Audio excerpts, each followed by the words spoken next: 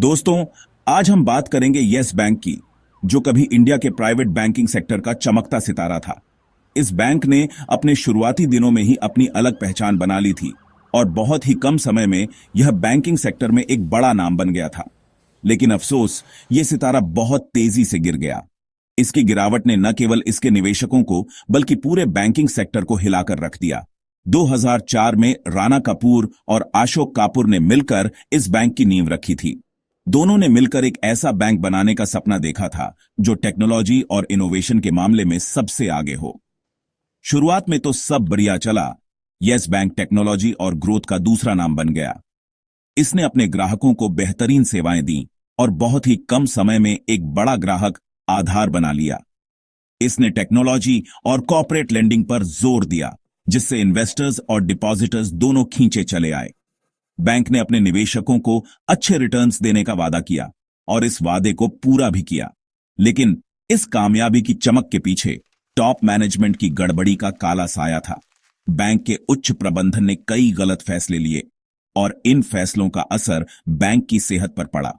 Bank ने बहुत तेजी से लोन बांटने शुरू कर दिए, बिना सोचे समझे। इन लोन की रिकवरी पर ध्यान नहीं दिया गया और धीरे धीरे बैंक की वित्तीय स्थिति खराब होने लगी। ऊपर से ट्रांसपेरेंसी की कमी और ढीले रेगुलेशंस ने आग में घी का काम किया। बैंक के अंदरूनी मामलों में पारदर्शिता की कमी और नियामकों की ढील ने स्थिति को और भी बिगाड़ दिया।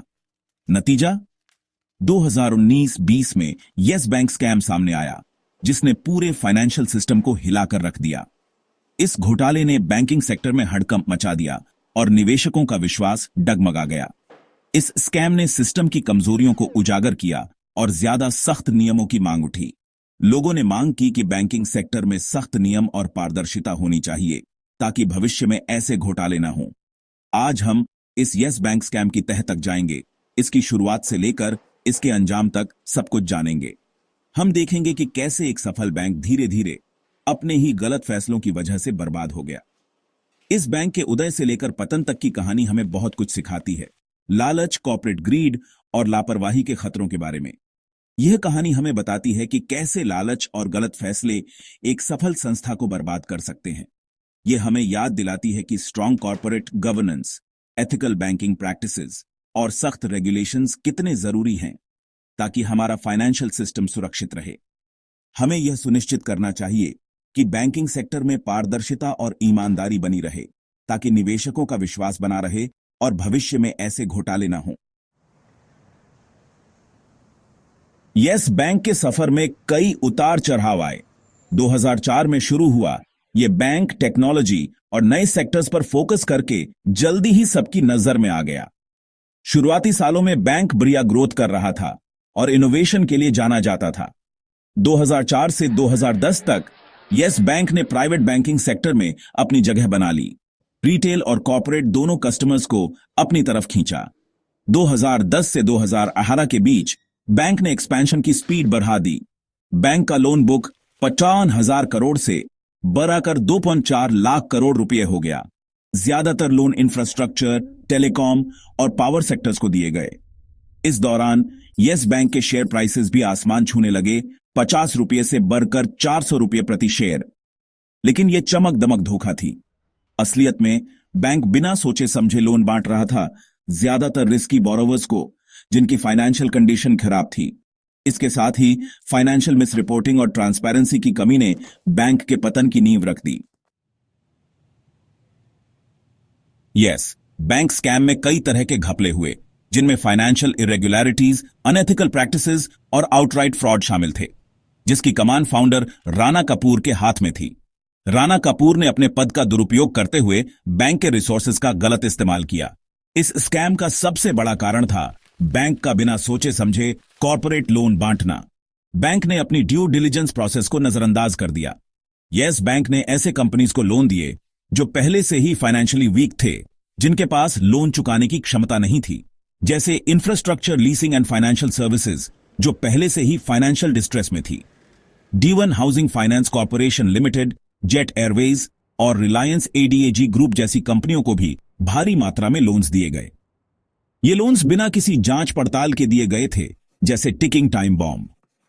बैंक ने रिस्क मैनेजमेंट पॉलिसीज को पूरी तरह से अनदेखा कर दिया। अपने खराब लोन बुक को छुपाने के लिए यस बैंक ने लोन एवरग्रीनिंग का सहारा लिया। यह एक ऐसी प्रक्रिया है जिसमें नए लोन्स दिए जाते हैं ताकि पुराने लोन्स को चुकाया जा सके।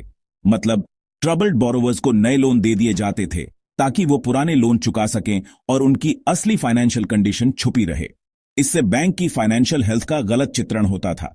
इससे कर्ज का एक चक्र बन गया जिससे बैंक की मुसीबतें और बिया आच गईं।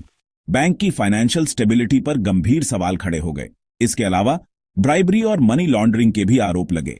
बैंक के कई उच्च अधिकारियों पर रिश्वत लेने और देने के आरोप लगे। कहते हैं कि राणा कपूर ने अपनी पोजीशन का फायदा उठाकर कुछ कंपनीज को लोन देने के बदले में रिश्वत ली। ये रिश्वतें अक्सर कैश या वैल्यूएबल एसेट्स के रूप में होती थीं। ये पैसा शेल कंपनीज के जरिए घुमाया गया और पर्सनल यूज में लाया गया। इस प्रक्रिया में कई लेयर्स ऑफ ट्रांजैक्शंस का इस्तेमाल किया गया ताकि असली सोर्स को छुपाया जा सके। इस स्कैम के पैमाने और तरीके ने पूरे फाइनेंशियल सिस्टम को हिला दिया और इन्वेस्टर्स का भरोसा बुरी तरह से टूट गया। कॉर्पोरेट गवर्नेंस और रेगुलेटरी ओवरसाइट पर सवाल खड़े कर दिए। इस स्कैम ने फाइनेंशियल रेगुलेशंस को और सख्त बनाने की जरूरत को उजागर किया। 2019 में यस बैंक के अंत की शुरुआत हो गई। यह एक ऐसा साल था जब बैंक की फाइनेंशियल हेल्थ पर गंभीर सवाल उठने लगे। जैसे ही बैंक की फाइनेंशियल हेल्थ पर सवाल उठने लगे, इसके शेयर प्राइस गिरने शुरू हो गए। निवेशकों का भरोसा डगमगाने लगा और पैनिक सेलिंग शुरू हो गई। 2018 में 400 रुपये के पीक से 2020 में यह सिर्फ 5 रुपये प्रति शेयर रह गया। यह गिरावट इतनी तेज थी कि निवेशकों को संभलने का मौका ही नहीं मिला।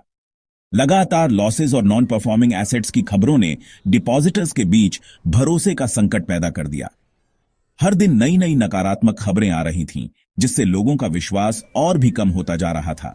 घबराए हुए लोग अपने पैसे निकालने के लिए बैंकों के बाहर लाइन लगाने लगे।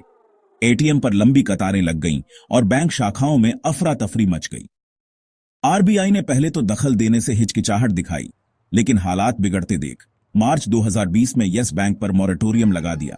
मतलब पैसे निकालने की लिमिट लगा दी ताकि बैंक पूरी तरह कोलैप्स ना हो। यह कदम उठाना जरूरी था ताकि बैंक को स्थिर किया जा सके और लोगों का भरोसा वापस लाया जा सके। यह कदम जरूरी था, लेकिन इसने फाइनेंशियल सिस्टम को झकझोर कर रख दिया। पूरे देश में फाइनेंशियल इंस्टेबिलिटी का माहौल बन गया और लोग अपने पैसे को लेकर चिंतित हो गए। इससे पता चला कि बड़े बड़े इंस्टीट्यूशंस भी कितने वल्नरेबल होते हैं। यह घटना एक वेकअप कॉल थी कि फाइनेंशियल इंस्टीट्यूशंस को कितनी सावधानी से मैनेज करना चाहिए। सरकार ने यस बैंक के पोटेंशियल फेलियर से होने वाले सिस्टमिक रिस्क्स को समझा और रेस्क्यू प्लान बनाया। यह प्लान देश की फाइनेंशियल स्टेबिलिटी को बनाए रखने के लिए बेहद महत्वपूर्ण था। स्टेट बैंक ऑफ इंडिया के नेतृत्व में कई बैंकों ने मिलकर यस बैंक में पैसा लगाया, जिससे बैंक को बचा लिया गया और एक बड़ा मेल्टडाउन टल गया। इस रेस्क्यू प्लान ने न केवल यस बैंक को बचाया, बल्कि देश के बैंकिंग सेक्टर में भी स्थिरता लाई।